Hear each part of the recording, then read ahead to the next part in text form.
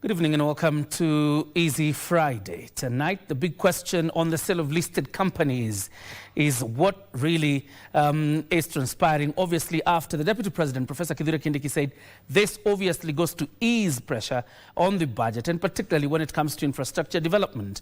On the other hand, the opposition led by Kalonzo Musyoka says that the sale of Safaricom was a hurried exercise that even defied court processes. We have details lined up for you tonight, but first things first, the highlights.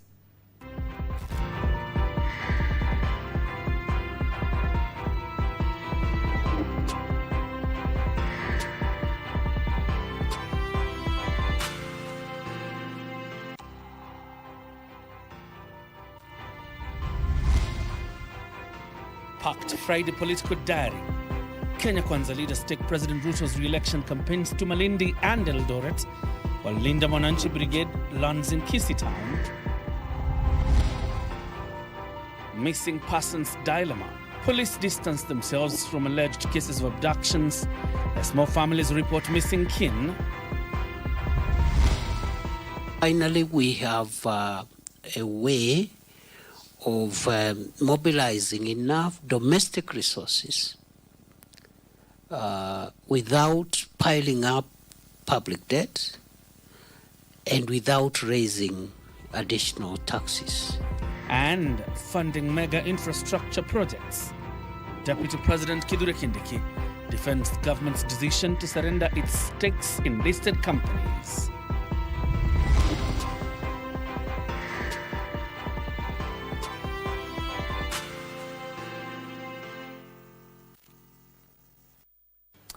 My name is John Jacob Kuria, and Wangeshi is a sign language interpreter. Welcome to this broadcast. We start off tonight's bulletin with the news that the United Democratic Alliance leaders in all Kalau have hit out at the opposition, accusing them of what they say is fueling tensions ahead of the July 16th by-elections. Led by Kirinyaga Governor Anne Waiguru, the leaders faulted the recent attack on women leaders at a hotel in the constituency, saying it was a testament that the opposition had panicked and was spreading fear. With the July 16th mini polls in all Kalau beckoning, political temperatures appear to rise amid accusations and counter-accusations among political players who are locked in a war of words. United Democratic Alliance leaders campaigning for their candidate Samuel Mushina Nyaga have accused the opposition of sparking tensions. Kirinyaga Governor Anne Waiguru linked the recent attacks on women leaders at a local hotel to the opposition, claiming they had resorted to violence and propaganda. Upande wa vita, hatuko upande wa vita katika uchaguzi wa Ol Kalou. Na tumeongea na watu wetu, na ndio hawa kina mama, sisi ni watu ambao tunapenda amani. Na tunasema hawa ambao wanaleta vita wasitiunganishe kama chama cha UDA na hizo vita. Sisi sio watu wa vita, tunafanya kazi kwa bidii, tunaomba kura kwa unyenyekevu. Watu wa Ol Kalou wenyewe wataamua, na kwa hivyo maneno ya vita wasituingize hapo, na propaganda ya vita wasituletee. The leaders called for calm, urging the Independent Electoral and Boundaries Commission to guarantee fairness and democracy during the poll. Hiyo maneno ya kuenda wakiharibu billboards za candidate wetu, sisi hatutalipisha. Tunasema wao wafanye nini? Washindwe. Kwa sababu Mungu yuko, sisi tumejitolea, tumeomba kura, tumefanya kazi, na tuna imani ya kwamba ataibuka mshindi tarehe 16, si ndio? Hao wanakuja kwa sababu wamesikia kwa ubali, wako down kiasi, si ndio? si ndio? Sisi wasitulete, tuko ngangari. They also urged the opposition to embrace issue-based campaigns and to exercise restraint. Mimi nataka niseme ile iko kwa roho, hata wakichoma billboard, hata wakirarua posta zake, hata wafanye nini, Moshina ako kwa roho za watu. Ni kweli si kweli? Moshina ako kwa roho yako? Anaweza tolewa na mtu? Hata posta ikitolewa, si anabaki kwa roho? Hata wapasue posta na bana, hawatanitoa wapi? Muko na Moshina kwa roho? Kweli watu ya Olkalao? Na si story mnanipiga chenga, na si ati ni story mnanipiga mvako. And a section of leaders allied to the government has rallied residents of Uasin Gishu County to remain steadfast in their support for President William Ruto. Led by the National Assembly Speaker Moses Wetangula, the leaders hailed the president's track record, saying he deserved a second term. This as the United Democratic Alliance Party called for an end to what it says is judicial activism that has stalled key government projects.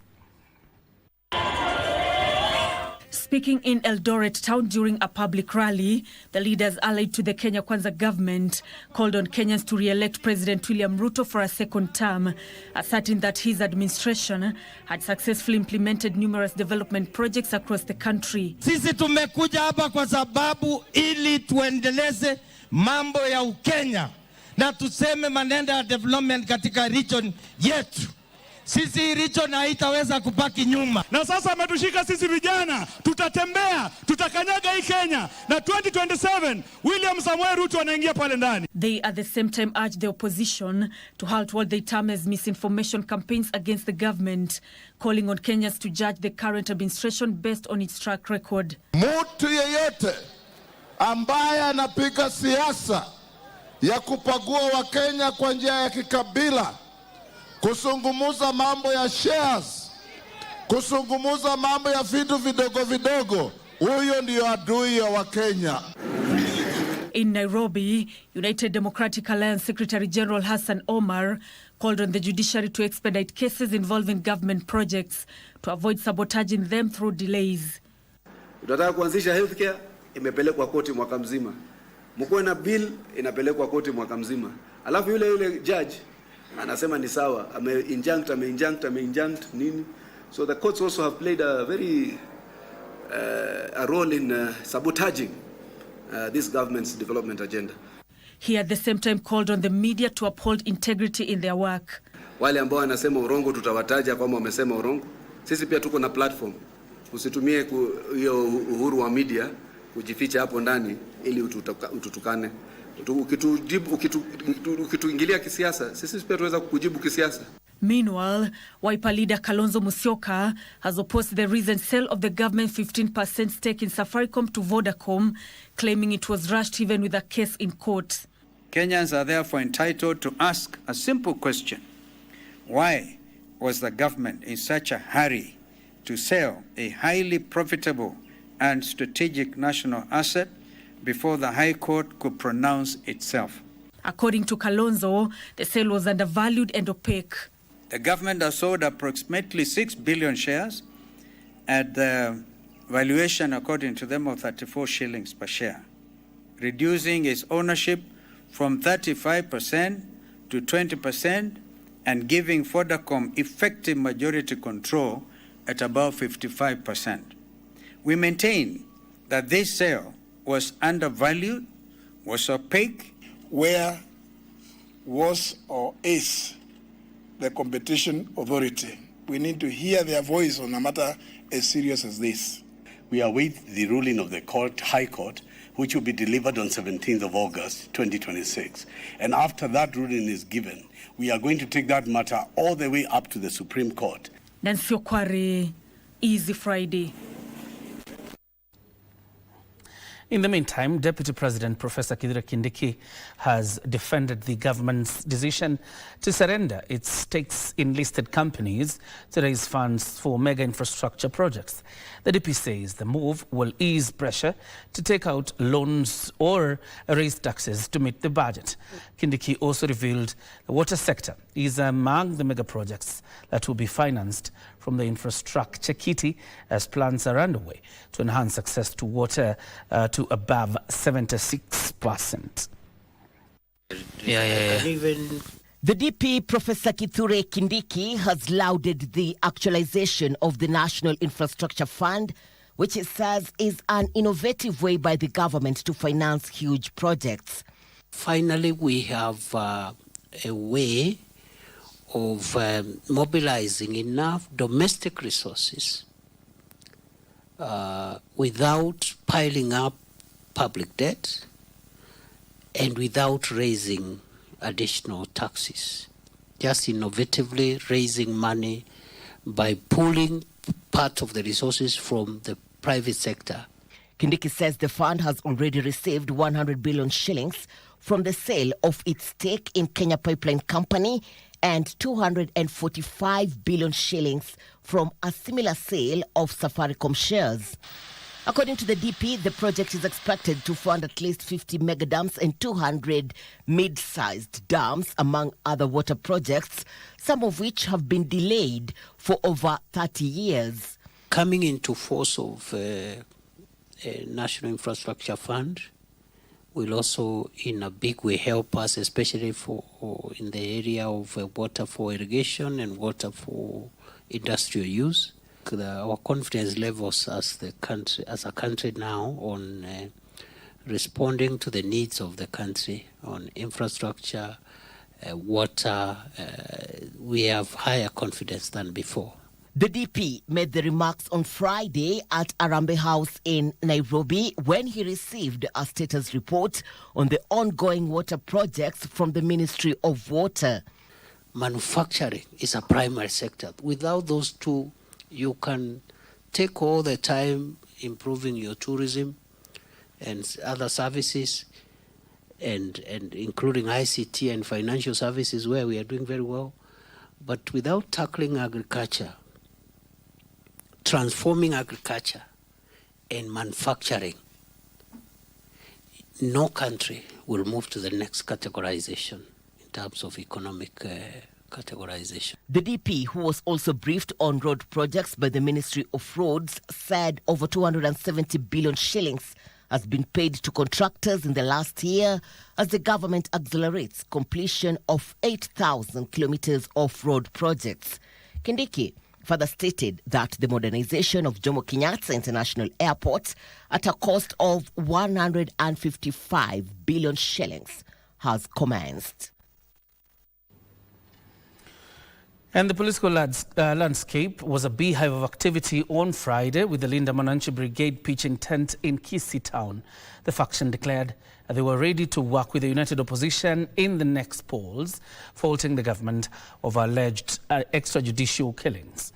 This comes as coast leaders, let me take that again. This comes as coast leaders allied to the government were on a mobilization tour in Malindi where they campaigned for President William Ruto's re-election. Here are the details of what transpired in the political arena. Friday in Kisii County, the Linda Mwananchi faction was in the town for a fundraising event in Kitutu Chache South. The leaders made several stopovers where they faulted the government for alleged extrajudicial killings, arrests, and unlawful detention of citizens. Nataka tufanye kazi pamoja, tufanye kazi na wale ambao wanataka katiba yetu iheshimiwe, mali yetu iheshimiwe, watoto wetu wachungwe. Hali ya wakina mama iko duni kwa maisha, kwa madawa, kwa shule na chakula. At the same time, they revealed that they were ready to work with the united opposition, accusing the government of failing to have delivered on its bottom-up agenda. Tunataka kufanya kazi na watu ambao wanataka kurudisha Kenya yetu pale iko. Hivyo wote tukae tuzungumze, si ndio? Tutoe kikosi moja. Wangapi wanasema tutoe kikosi moja? Huku wacha nione kwa mkono. This comes as UDA-allied politicians in the Coast region embarked on an aggressive grassroots campaign in Malindi.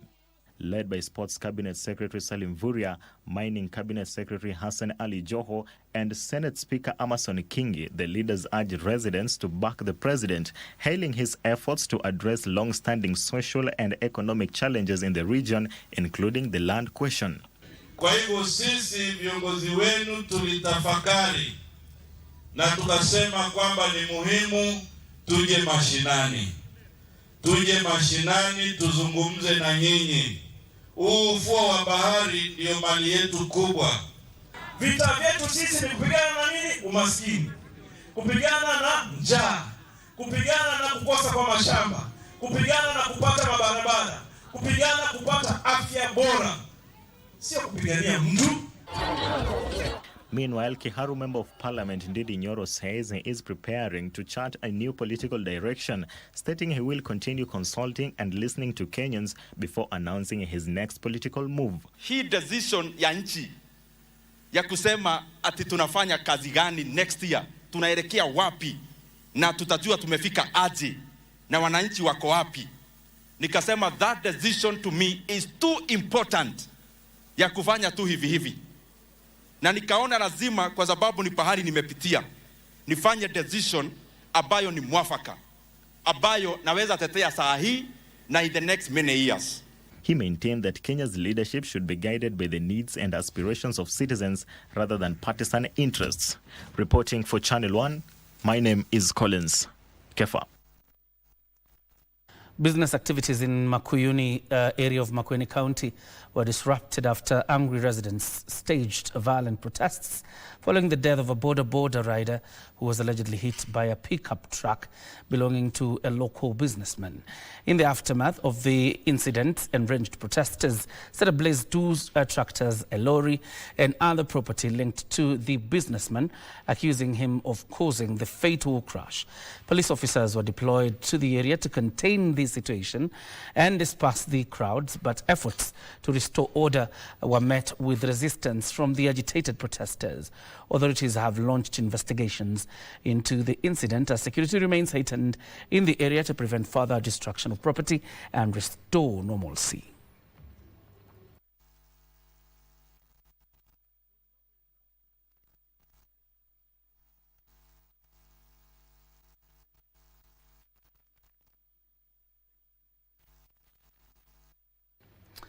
In yet another sad incident, a family in Mogodha village of Juja, Kiambu County, is appealing for help to trace two relatives who disappeared under mysterious circumstances within hours of each other. This comes as the National Police Service has taken note of a persistent circulation of allegations linking its officers to abductions by rejecting the claims, as our reporter Aaron Murray now reports. Anxious and desperate for answers, the families of Jane Jerry and James Ndungu says the two vanished under unclear circumstances. According to relatives, 45-year-old Jane Jerry was last seen on the night of June 26. Niliamsha brother yangu, nikamuita kwake, nikasikia ako. Then kutoka hapo, brother yangu kwenda kurudi, nikamkosa. Kumkosa nikampigia simu yake, haijaingia. They say screams were heard from her home at around 2 a.m, but by morning she had disappeared. Just hours later, another relative, James Ndungu, also disappeared under unclear circumstances. The same day, my cousin na yeye nilisikia usiku nyumba yenye alikuwa anaishi ya Maishosh, nilisikia kumepigwa nduru usiku wa saa 8. Kutoka hapo pia yeye amekuwa akikosekana kutoka hiyo siku, simu yake imekuwa ikiingia mteja. The family says attempts to trace the two through their mobile phones were unsuccessful as the victims' devices were switched off at different locations within the same locality. Jane's daughter Ivy Wanjiku says her mother was in good spirit during their last conversation and had not indicated that anything was wrong. Mwisho tuliongea ilikuwa kuhusu kazi. Aliniambia kwamba kuna watu ambao wanaongea nao kwa sababu kuna mahali alikuwa anataka kwenda kazi, na pia kaniuliza kuhusu kazini kwetu kuko aje. Ni kama mahali popote walipo, tunaomba kama wako uhai wajitokeze, na mwenye kama ni mtu aliwabeba awaachilie tu. Tunawahitaji na kuna mtu mwenye anahitaji mama yake. This as the National Police Service took issue with the persistent circulation of allegations linking its officers to the abductions. In a statement, the police denied that it is involved in any abductions and that no police station is currently holding any person reportedly or alleged to have been abducted. The family has reported the matter to police. Kila mtu kwa familia amewezekana kimawazo. So tafadhali mahali ungekuwa ama mahali uko, tafadhali rudi. They are now appealing to members of the public to share any information that could help reunite them with their loved ones. Anyone with information on the whereabouts of Jane Njeri or James Ndungu can contact 0715 317 941 or 0762 93 7930 or report to the nearest police station. For Easy Friday, I'm Aaron Marie. Parents and guardians of missing and vulnerable children are calling upon the government to intervene in the crisis as the situation has drained them emotionally and financially, especially through scammers. Between January 2025 and March 2026, Nairobi County recorded the highest number of missing children, followed by Nakuru, Kakamega, Homa Bay and Kiambu counties. Joshua Joel has that report. Child protection cases linked to missing and vulnerable children are becoming a national growing crisis with over 6,500 cases reported annually. According to the Director of Children's Services, between January 2025 and March 2026, the country has recorded 6,800 cases of abandoned children, 1,952 abduction cases, 173 cases of trafficking, 1,636 cases of missing children, and at least 2,328 children remain unaccounted for, with their whereabouts still unknown.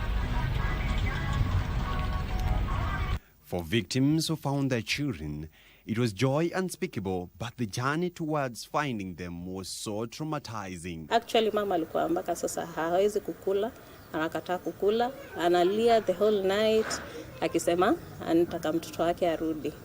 So tukaanza search everywhere, Kawangware, tukaenda side za za Udhiru pia, na pia tukuacha mpaka side za Coast, wapi huko kote tulienda kumtafuta. On this other side, all that is left of the family is hope, faith, and memories of their son, as they remain optimistic that one day their son will be found. Maombi yangu sana, naomba tu Mungu siku moja tu nione mtoto wangu, na niko na imani atarudi. The turmoil these victims are forced to endure in pursuit for answers is unprecedented. Nilienda police station 16, na kati ya hiyo 16 kuna yenye nimeenda zaidi ya mara 7 kama Mudhangari police station. Pia nimebatika kwenda hospitali kubwa. Nimepata kuingia Kenyatta Hospital ambapo niliulizwa requirement ambayo inahitajika ndio niende pale. Niliulizwa poster ID na ndio nikapata ku access pale ili nipate list, maybe nipate wangu kama huenda alikufa. Unfortunately, in this desperation, upon exposing their contacts to the public, many are preyed upon by opportunists who masquerade as solution providers, losing both their finances and peace of mind. So nilipata kukoniwa pesa zaidi ya 90,000 kwa hao watu, sababu ungeenda mahali unapata umepatiana 40,000, anakuambia subiri baada ya siku 2-3 majibu utaipata. So kutoka pale unapata mwenye anaitisha less than yenye umepatia ule mwingine. Akasema sijui ni polisi wapi kutoka Kibira, mtoto wetu ni kama kuna mahali ameonekana. Nikaambia basi haina shida, wewe fanya hivi, tupe direction tuku. Wao akaniambia hapana, tunataka gari yeko mafuta, sisi tukuje mpaka kwenye muko. Not only do victims suffer financial losses in such cases, but also undergo emotional distress. At first, it's the shock and disbelief that I can't actually find my child.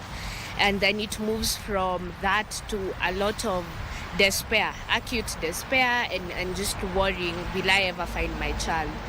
If you've done the search for quite some days or months, then it becomes a constant state of ambiguous loss. These families are forced to live with the indelible scars and a lot of questions unanswered. They might have signs of what we call post-traumatic stress disorder. That means they are still reliving the experience that they have been through. In some, then they are not able to focus in school, they might have behavioral difficulties. You'll find some children who had achieved certain milestones start to regress. The big question these families are now asking: what is the government doing to curb this national crisis? For Easy Friday, I am Joshua Joel. Pertinent question, that one, and obviously anything that the government can do to actually help relieve the agony in those parents, it would have actually go a long way. Time for us now to take our first breather right here on Easy Friday. We're coming back with more news, including business and sports.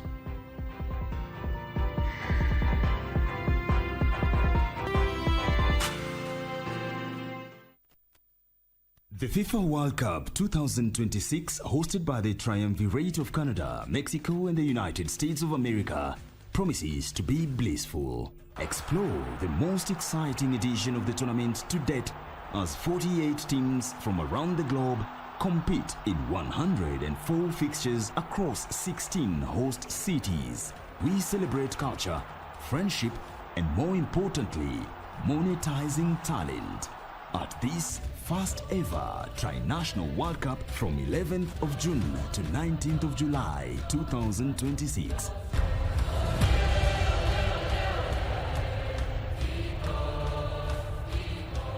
Just like the formidable 10 African nations represented, be at the center of the FIFA World Cup 2026.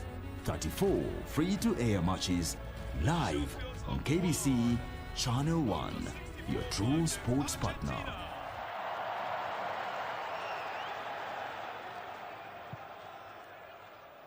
The wait is over. KBC Iko Huduma Center. Starting with Nairobi, kupata huduma za KBC imekuwa rahisi. From digital guidance and signet services to booking of commercial adverts and documentaries. Visit our dedicated desks at Huduma Center GPO, Times Square, Makadara, Kibera, or Eastleigh. Tunakungoja hapo. Whether it's a casual announcement or a specialized media solution for your business, we are here to serve you. KBC at Huduma Centers, moving closer to you. Your station, your service.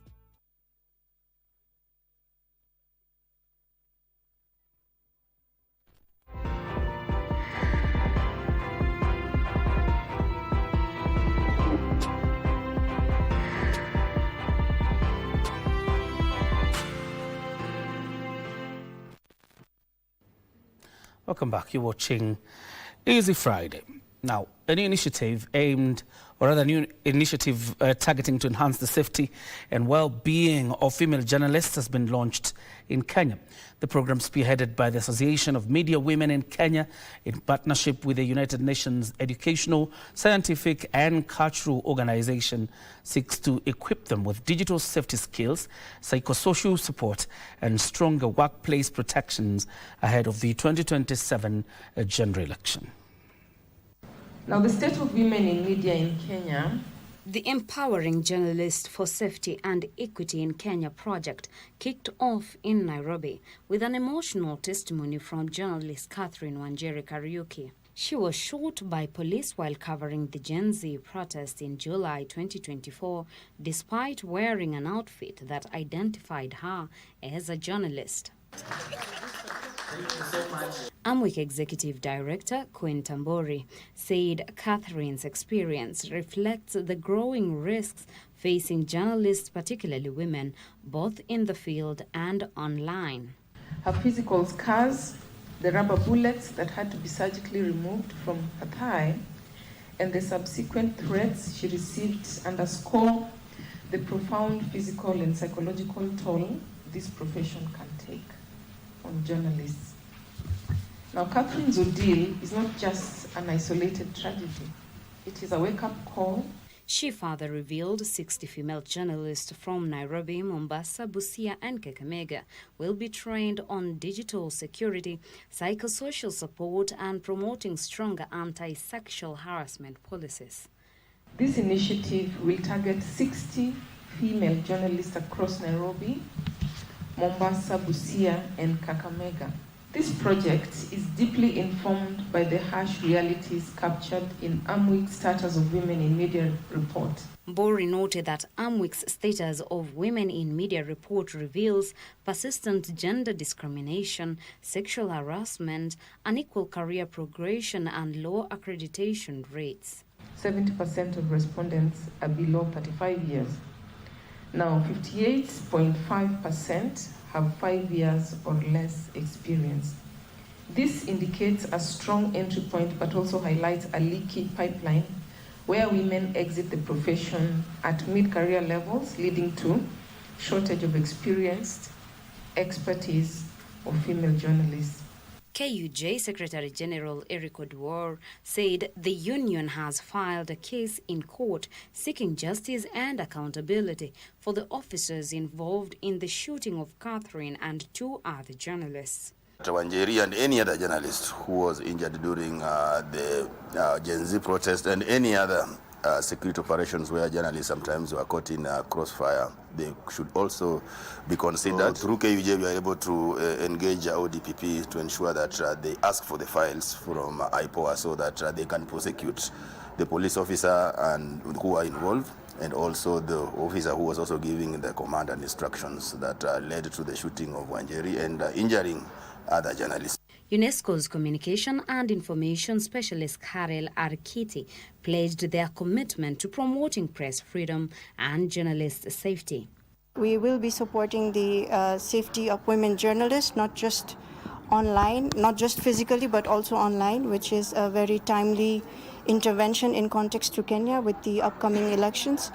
So with this intervention, we expect to train the young journalists. As the Media Council, we already have a mapping system for journalists, but we want to enhance it and use technology to ensure that we are able to track violations against journalists, and not only track, but ensure that we have timely and secure interventions. The project is scheduled to continue for 1 year. Journalists have been urged to protect themselves, even as stakeholders continue to partner to ensure their safety. For Easy Friday, I am Teresa Mutai. Youths in Africa have been challenged to step into leadership roles as well as drive the sustainable economic growth and the social landscape of the continent. Speaking in Nairobi during the 55th graduation ceremony for Kenya's Pioneer Cohort 2026 from the School of Politics, Policy and Governance, the youths were urged to rise to the challenges and be ready to serve the continent. They further urged youths to forge a new generation of servant leaders who are ready to transform the continent's governance and also to dismantle historical challenges by youth.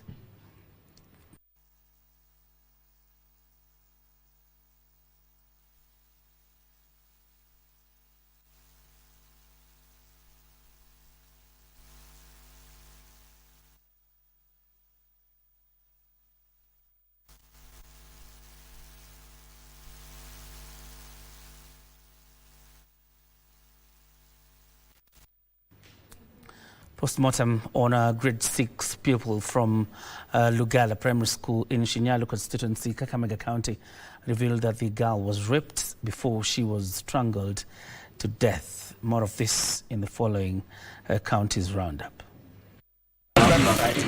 The pupil Angel Natasha is said to have been abducted by a neighbor who is currently in custody. 2 days after her disappearance, her body was found thrown into a pit latrine. Now post-mortem report reveals that the girl was raped before she was strangled to death. A lot of trauma around a private area, but the cause of death was neck trauma. tumesitikika sana hilo jambo, kitendo kama hicho kiliofanyikia mtoto ambaye ni mjomba wangu. Kwa hivyo naomba serikali watu kama hao wachukuliwe hatua kali na adhabu kali, sio watu waweze kuishi na mwanadamu. Meanwhile, Mwai Kibaki Referral Hospital will now run as an independent Level 6 hospital after operating as an annex facility under Kenyatta National Hospital for 7 years. Speaking to the press after presiding over the handing over ceremony, Medical Services PS Dr. Ouma Oluga lauded both the management of the facility and that of Kenyatta National Hospital for the smooth transition, terming it a milestone in healthcare in the region. We are here to ensure that now the transition is full and complete so that this hospital can stand alone as a level 6 facility, and that is the reason why we are here. So we have just finished that handover so that everything can now be done independently by the board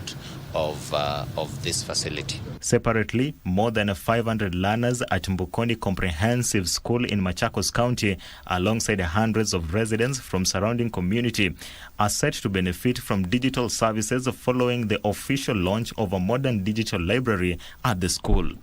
This area is a very remote area, so the community doesn't have any access to the internet or computers.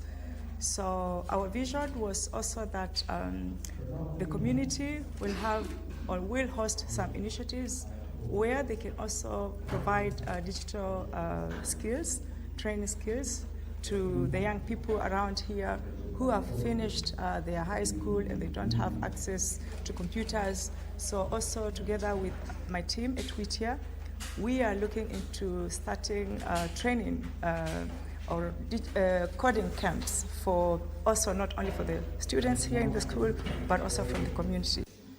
We are in CBE era, whereby the learners will be guided through the use of technology to do the assignments by doing research. It will open career paths to them because through the guidance of teachers and ICT personnel, they also be able to be guided when choosing their career paths and career pathways. Empowerment for the community in digital skills could translate to so many things. It includes even having access to government services, the government services that are usually online, like e-citizen. You know, people have to go a long journey to access some of these services, like if you want to apply for an ID, passport, driving license. So we feel that the smart library will also benefit the community in that manner. Finally, the Ministry of Mining, Blue Economy and Maritime Affairs is conducting a nationwide public participation exercise on 4 key policy and legislative instruments aimed at strengthening and modernizing Kenya's mining sector. Speaking during a public participation forum held in Kadwana, Tharaka Nithi County, residents welcomed the opportunity to contribute to the review process. The residents of Tharaka Nithi have received us well, and they are asking hard questions because this is the first time we have engaged them, and they are very happy that the government is reaching them at the grassroots. And we are promising them that we start this exercise right so that we get it right. His Excellency the President has directed us that we have to take on board the artisanal miners in fulfilling the bottom-up economic transformation agenda, which empowers the bottom-based people to participate in the economy. So the bills that we have done are transformational, and they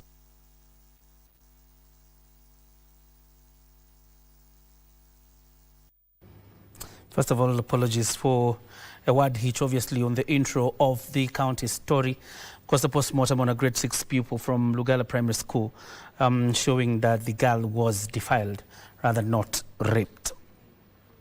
To move us forward, families with cerebral palsy and autism patients have often faced stigma with the condition, at one point entangled with myths.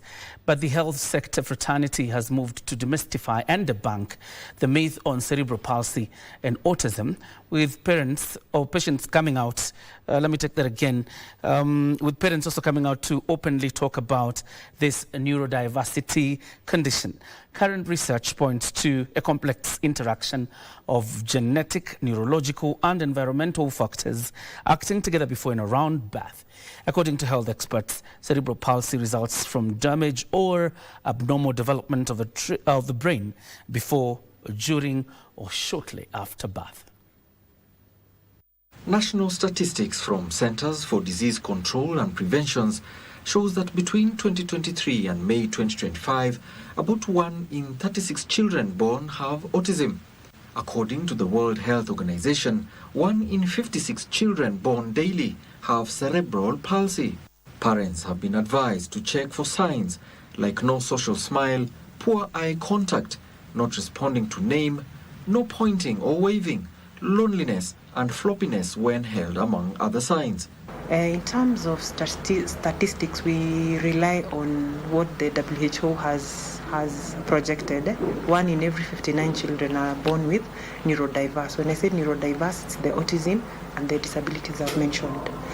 Some parents at some point find it hard to accept the situation. I had to seek therapy myself.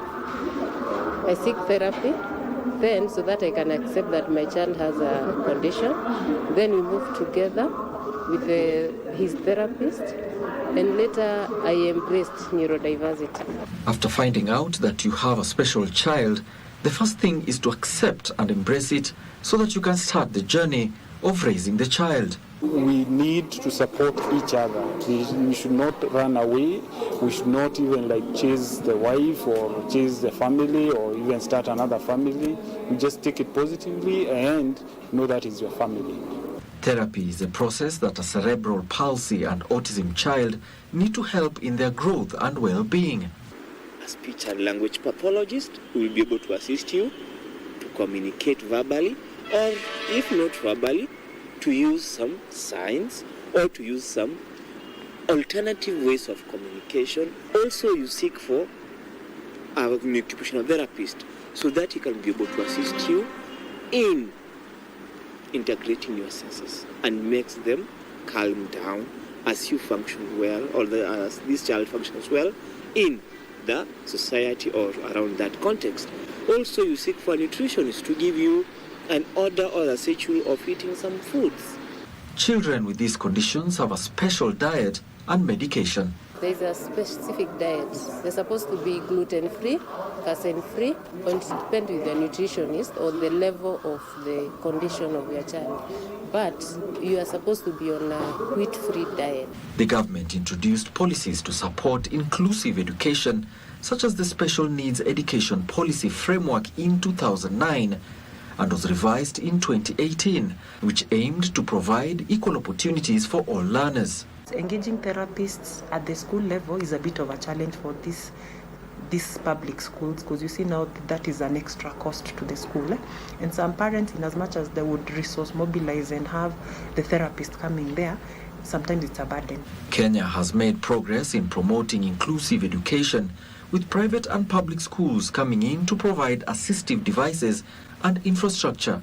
A lot of emphasis has been given to the age-based pathway of education, but the stage-based, where now the children that are needing special attention is concerned, it has been left behind. Schools have not been empowered, and therefore this particular pathway is not even existent in many schools. Despite these efforts, challenges remain, including inadequate funding, lack of trained special need teachers and professional therapists, among other challenges. Challenges of the beddings in the dormitories, our infrastructure, that is the classrooms are not adequate enough to accommodate these learners. We also have challenges of the boarding itself, like the foods that we need to feed these children with. We don't have much. Speech therapists in Kenya are very few. I think there are less than 20. At least within the occupational therapists, they're also not quite enough, because you see these are government officers or the clinicians coming now to the school and having not being at the hospital level. Education stakeholders argue that inclusive education remains a work in progress, but still requires sustained efforts and resources.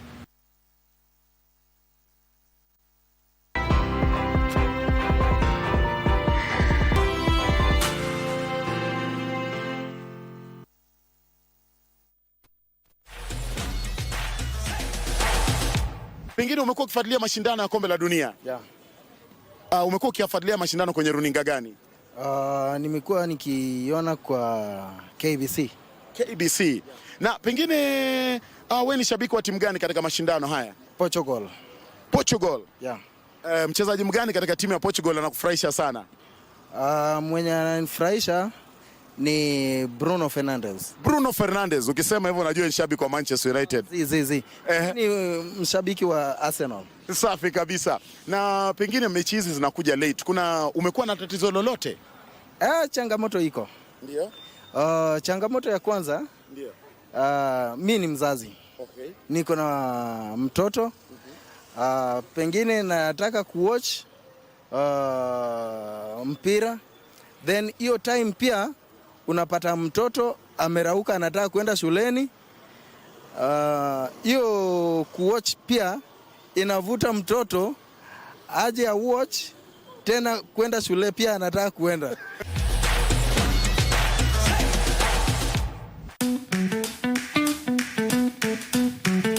This is not your ordinary heart and soul. My name's MC Mose Richards. I'm Pauline Richards. Tulipatana Dando back in high school. Mimi nikakuwa tu naona kadem kapumpum kako pale. Sikuwa najua kuna that interest. Makosa kakafanyika. Form 4 to be precise. Naenda kufanya mtihani. Ati akuruka na kukubali. I got another lady. Tuko kwa group ya WhatsApp. Msichana ameadiwa. Kaslide kwa DM. So kufika kwa gate namuona and I'm like, nilishtuka. Me just wanted him to come and meet watu oi. Took our son. Akamwambia me I want to reunite with mom. Dem siku ya harusi pia alitokelezea. Mwingine akasema we. Hakuna heartbeat. Akaanza kulia. Mimi na scream.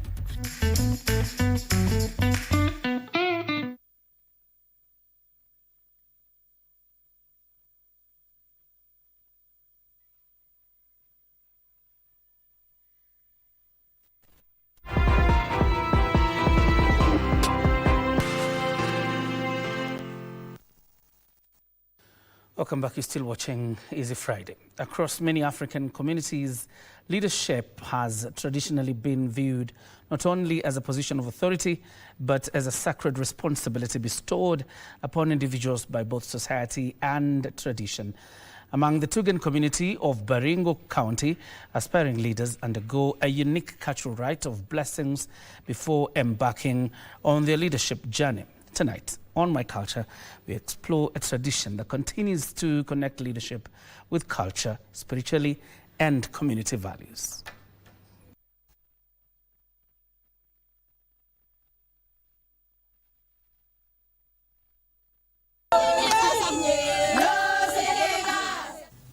Long before political campaigns and public rallies begin, a Tugen aspirant seeking leadership must first receive the blessings of elders.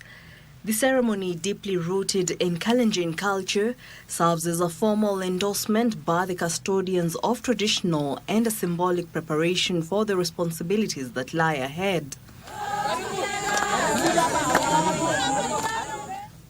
For the Tugen, leadership is not simply about seeking votes. It is about seeking wisdom, guidance, and the goodwill of the community. Preparations for the ceremony begin with the selection of respected leaders. These are men known for their integrity, wisdom, and adherence to cultural values. They are entrusted with the responsibility of blessing the aspirant and invoking divine favor upon their journey. Traditional regalia and symbols of authority are also assembled. Each item carries meaning, reflecting leadership, responsibility and service to the people. Fifa ile nguo inafaa kuonyesha yeye amekuwa mzee kama hiyo sasa hivi kijana amewekwa hiyo kofia na mimi sina. Yeye sisi tumepea mamlaka kusaidi. Tumepatia yeye kuvaa hiyo ngozi ili na hiyo ngozi inaenda wekwa. Wakati ikifika miaka zingine tunapea kijana mwingine. Na wale kama mimi bado niko ama wengine ama vijana wengine wamekuwa kubwa watakuja kutumia hiyo nguo kupea kijana mwingine. Wanaita watu na kufanyia sherehe kama hiyo kienyeji na ya kanisa. Hiyo hata zamani wasianga na wekanga. Hiyo mtu hapo. Alafu kupata kubarikiwa. As family members, relatives and close friends gather, prayers are offered for wisdom, strength and discernment. Hata ng'ombe inakula. Sisi tunaita seritio. Hii nyasi kwa sababu tunaombea hii kijana aende polepole kama hiyo nyasi. Ili wakati anaenda kuomba hiyo kura atembee tu polepole kama hiyo nyasi kwa sababu hiyo nyasi wakati anamea inaenda polepole. The ceremony is not only a blessing but also a reminder that leadership carries obligations to the community. One of the most symbolic moments of the rite involves milk. Milk occupies a special place in Kalenjin culture, symbolizing life, purity, prosperity and abundance. Inaonyesha tukibariki na maziwa ya ng'ombe, roho yako iwe nyeupe kama maziwa ya ng'ombe.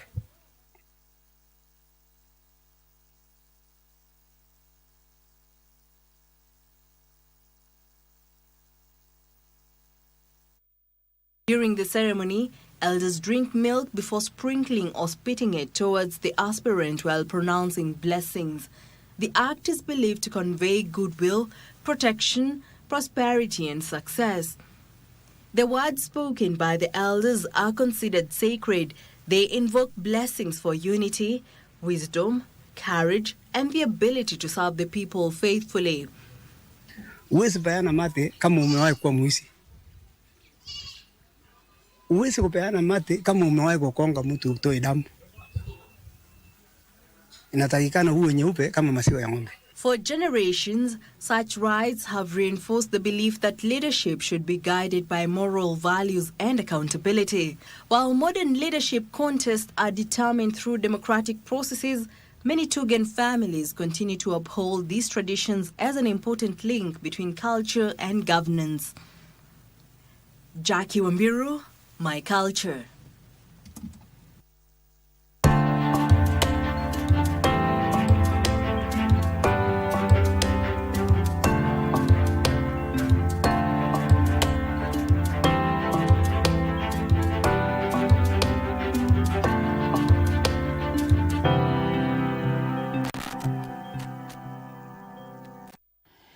The story of KBC, or County Aggregation and Industrial Parks, is captured in the Kenya Kwanza Manifesto. But what is the progress made so far in terms of actualizing that dream? Alan Oko joins us on set for that conversation. And of course, other stories making headlines in the business desk. Alan, over to you. Thank you so much, JJ. Indeed, KBC is a big instrument for growth, especially in the counties. Thank you for joining us. This is your Essential Business Bulletin with me, Alan Aoko. Now, Nyandarua Prison has expanded its certified potato seed production program in a bid to enhance food security, support farmers and equip inmates with modern agricultural skills as part of their rehabilitation.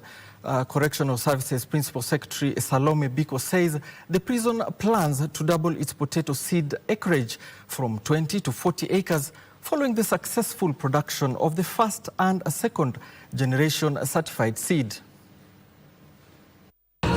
The correctional facility has partnered with Japan International Cooperation Agency and International Potato Center to strengthen potato seed propagation through technical support and skill transfer.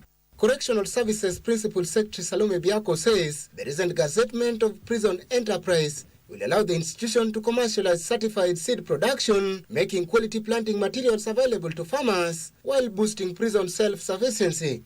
Commercialize the way we produce our produce, na tutakuwa tukiuza hizi seeds kwa farmers hapa Nyandarua. Nyandarua County ni ina umaarufu wa ukuzaji wa viazi. Tutakuwa tukiuza huku, lakini tunanuia kuuza kwa nchi nzima kwa wale farmers ambao wanahitaji hii seed. The initiative will also reduce government spending on food by increasing agricultural production within correctional facilities. We sell from the farm to the prisons and we generate revenue that is able now to reduce the budget that the government allocates the prisons to cater for food and the ration. The partnership is focused on building the technical capacity of both prison staffs and inmates, enabling them to produce high-quality certified seeds and empower inmates, many of whom come from farming backgrounds, with value skills for self-employment and commercial farming after their release. We are transferring skills to them. Many of them come from the local community, which grows potatoes. So it's only imperative that they learn how to grow this and produce potatoes, so that when they are released from prison, they can engage themselves in economically beneficial activities and avoid crime. To support the government efforts for technical transfer of skills, so that also prison, being the medium of correction, can pass on these skills to the inmates, and also to support our farmers who really are losing a lot out of lack of quality seedlings. The stakeholders says Nyandarua Prison is the first correctional facility in Kenya to undertake potato seed propagation on such a scale, with plans to expand production to different potato varieties and supply farmers with high quality, high yield certified seeds. Ezekiel Awino for Easy Friday. And now the story we alluded to earlier. Kenya is betting on county aggregation and industrial parks to drive manufacturing, which has stagnated at 8.5% of the country's annual wealth. So far, the government has signed a multi-billion shillings arrangements with the county governments to help in the construction of the industrial parks. Kirinyaga County says its industrial park is nearing completion, acting as a model for other devolved counties. Aaron Marie with the details. Kenya is having an industrialization problem.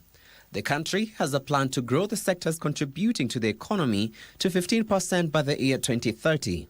Have made some good progress. We are actually almost 96%, and the contractor is just doing the final works, especially finishing up with the cabro and doing landscaping.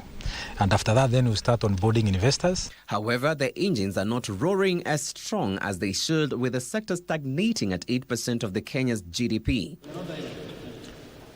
The government, through the bottom-up economic transformation agenda, has identified the counties as key drivers of industrialization with the county aggregation and industrial park concept. Indirect ni wale ambao hawafanyi kazi hapo, lakini biashara zenu za kule nyuma ndio zinafanya hiyo industry iende mbele, si ndio? Wale ambao wako na avocado zao kule, kwa sababu hizo avocado ndio zitakuwa zinatengenezwa mafuta. So far, the government has signed a 4 billion shillings with the Council of Governors to jumpstart the construction of the parks. So far, 10 out of the first 18 CAIPs are now complete and ready for investors. Kirinyaga County says that its industrial park is 96% complete, with various investors ready to tap the parks. So it means, therefore, an investor can come, fill in the application form, and then they are evaluated. And once they qualify, then they are issued with a lease agreement, and then they can set up their factories. A delegation from Bungoma County toured the Sagana County Aggregation and Industrial Park for benchmarking purposes. To have gotten valuable insights, which we are going to apply back at home to ensure that we are at this level also. And we wish that our contractor pulls up the socks. The county says once operational, the industrial park will turn counties into engines of industrialization and innovation. Reporting for Easy Friday, I'm Aaron Marie.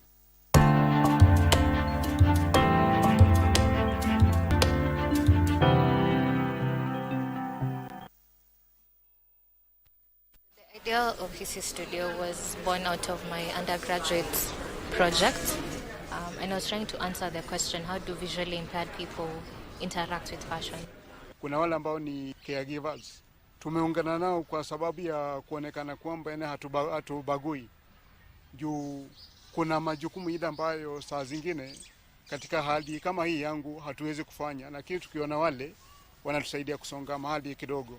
Mimi kwa caregiver na niko na mtoto mlemavu ni kujituma tu. Ukikucha hapa at least ninakuwa at least my mind inakuwa at least iko enlightened kidogo. Nikikucha nipadilie nifanye 1 2 3, it makes me perfect.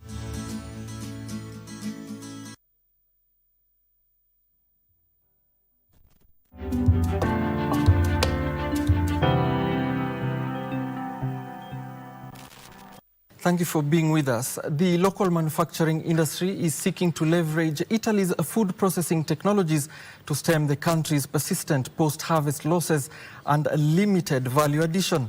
Through the Africa on the Road project, 13 Italian companies are showcasing technologies spanning irrigation systems, greenhouse solutions, food processing equipment, industrial automation and industrial packaging, with the aim of establishing long-term commercial partnerships with Kenyan manufacturers.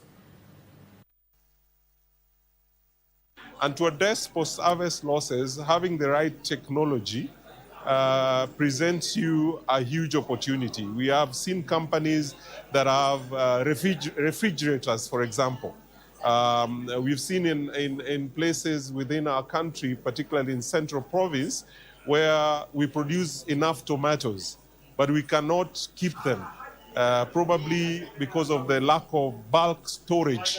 Technology, and is necessary, I think, to be here creating partnership between Italian producer and Kenyan producer. So not just to offer machinery for the food production, but in order to share contents, best practices, involve not only the industry, but the academia, the students, researchers, to create a great connection. Elsewhere, stakeholders in the agri-value chain are raising concern over limited investment in human capital in this sector, which they blame for the country's increasing food import bill. According to Swiss Contact Kenya County Director Sharon Mosin, most financial interventions in the sector only target investments in infrastructure and input at the expense of the skilled manpower. Kenya's food import bill increased 40%, hitting 81.6 billion from January to March this year compared to a similar period in 2025. Experts in agriculture warn that the numbers could increase if human capital is not adequately financed. We load money into farmers' e-wallets. They go and they redeem certain inputs, that is dairy and mango. We also connect farmers to manufacturers for market linkages.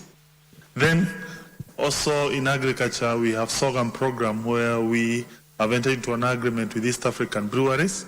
They uptake our sorghum. Stakeholders urges government to invest in creating a pool of agriculture workforce that is knowledgeable in logistics, data science, biotechnology, food processing, renewable energy, climate adaptation, digital finance to modernize the sector and make it productive. Africa's fish market is around 22 billion. This is again from UN and other sources. $22 billion a year, and it is set to double by 2030.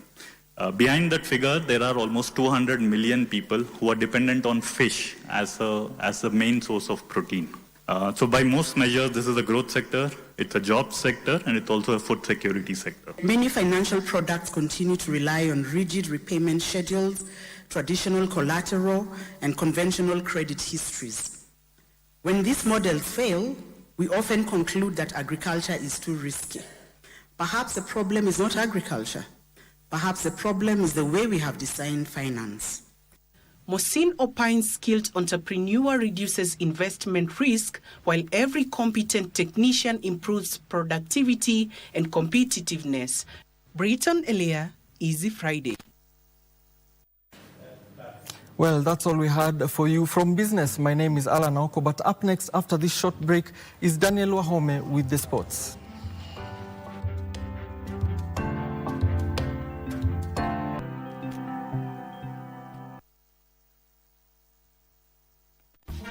Female entrepreneurs are navigating unique challenges, but are yet breaking barriers and redefining leadership. Over the years, if my bosses used to tell me, do this, and it wasn't in my job description, I would still do it. Yes. But those kind of things make you become a team player. It does. And builds you an empire. Me, I believe starting small, growing big. So for women who are there watching us, I can advise them to start small. Whatever you do, start small, aiming higher. And when you aim higher, you grow big. You have to go and risk. Where do you factor in sherehe in the middle of all that? Sherehe ni lazima. Yes. That one we find time. Yeah, that one we find time. Like me, Friday is my social time. Yeah. And Saturday is my chama. Yeah, with my fellow women. With your fellow women, yes, your other daughters. Nothing happens overnight. Yes. Hard work, long hours, standing, all those things come into the gift that you have today. So if everyone can try to be consistent, especially to the young people out there, consistent, patient, hard work, it pays off.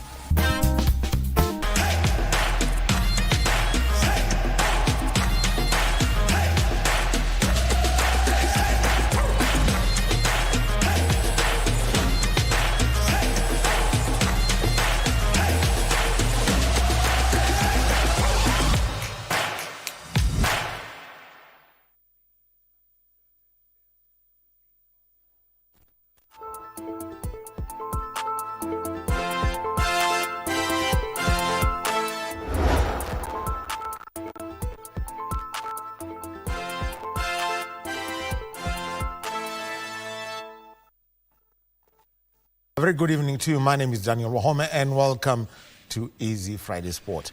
Kenya's national under-17 women's football team, the Junior Starlets, have finished their preparations for their crucial FIFA Under-17 Women's World Cup final qualifying first leg clash against South Africa tomorrow. Head coach Mildred Cheche says the team is confident of getting a positive result away from home as they chase back-to-back qualification for the FIFA Under-17 Women's World Cup. The Junior Starlets are leaving no stone unturned as they prepare to face South Africa tomorrow in the first leg of their two-legged encounter at Lucas Moripe Stadium. Kenya heads into the match aiming to build on the success of 2024 when the team made history by making it to their first FIFA Under-17 Women's World Cup in the Dominican Republic for the first time. Coach Mildred Cheche believes our players have the quality, determination and experience needed to secure a valuable result away in South Africa before returning home for the decisive second leg. We've prepared well from Kenya up to here. The girls are ready for the match. We are hoping for a good result tomorrow. We anticipate it's going to be a very difficult match, but the girls are up for the task. Kwetu kupata positive results away ni poa sana, ndo tukirudi home itakuwa easier kwetu na toko na pressure. Saturday's fixture will also be historic, marking the first ever meeting between Kenya and South Africa at the Under-17 women's level. The return leg is set for the 12th of July at the Nyayo Stadium, where the aggregate winner will book a place at the 2026 FIFA Under-17 Women's World Cup in Morocco.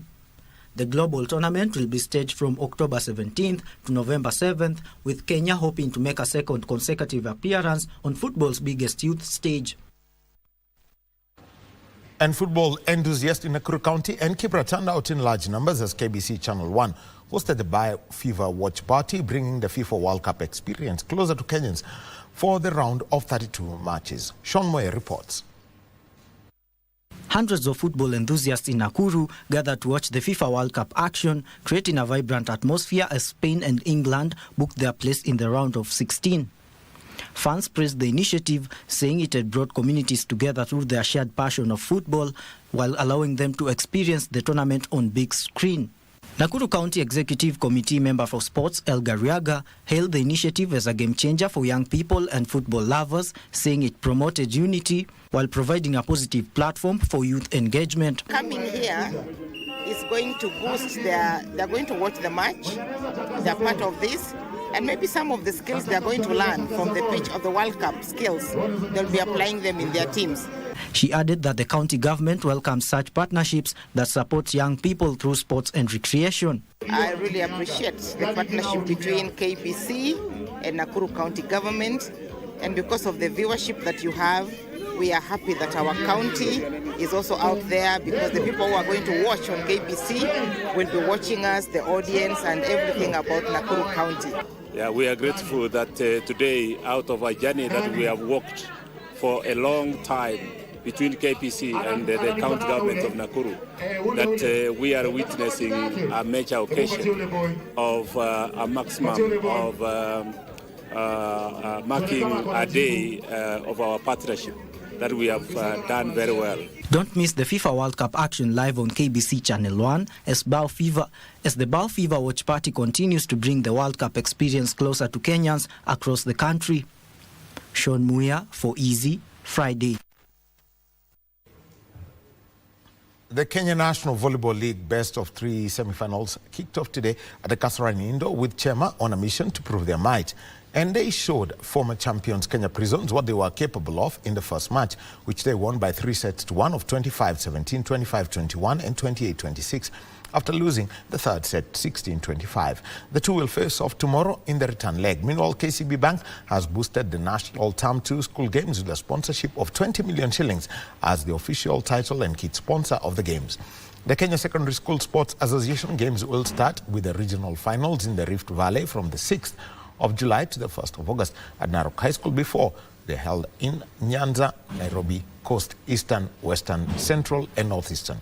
They will culminate with the national finals at the M-Pesa Academy from the 28th of July to the 1st of August this year.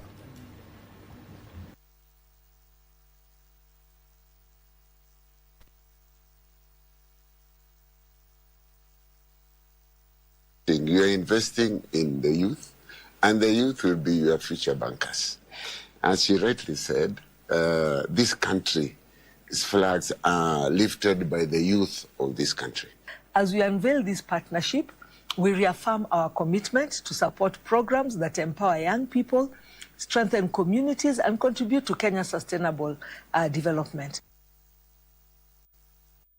And Football Kenya Federation Coast Branch officials have declared that Mombasa United's promotion to the FKF Premier League is final and non-negotiable, dismissing any possibility of a promotion playoff as the club celebrated its historic achievement alongside Marine Queens at a gala ceremony held in Mombasa.